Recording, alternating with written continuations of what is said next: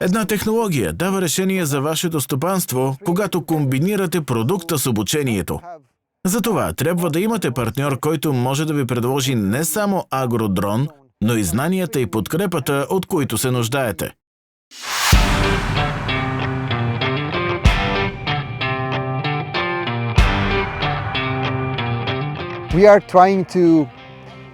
Искаме да ви покажем първата в света лидар система за селскостопански дронове, която позволява избягване на препятствия и изследване на терена.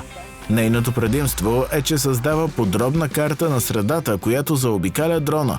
По този начин поддържате перфектна височина над най-трудните терени, като овощни градини или лозя.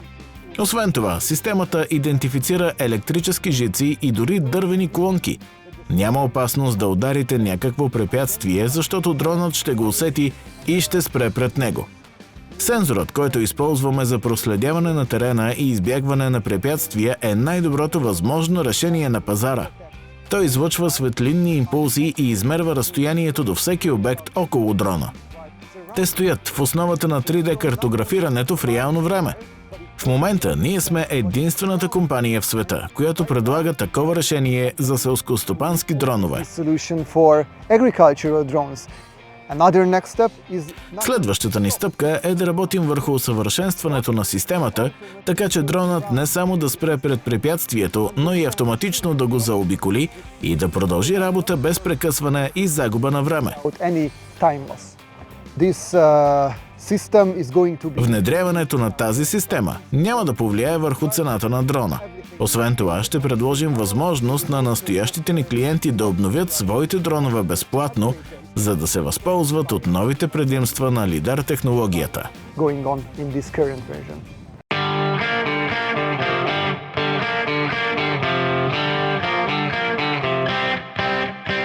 I was the pilot in the demonstrations. Тук съм, за да ви покажа новите функционалности на дроновете L10 и L30 на ABZ Innovation.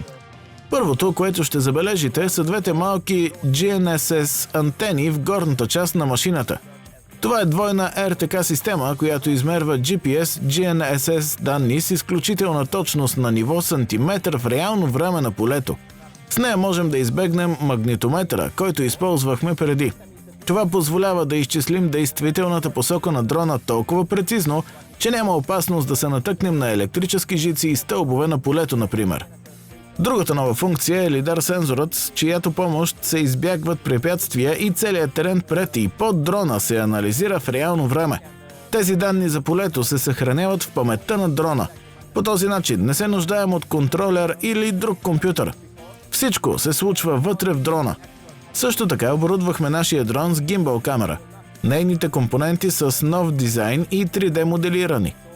Тя ни дава наистина ясен поглед върху полето.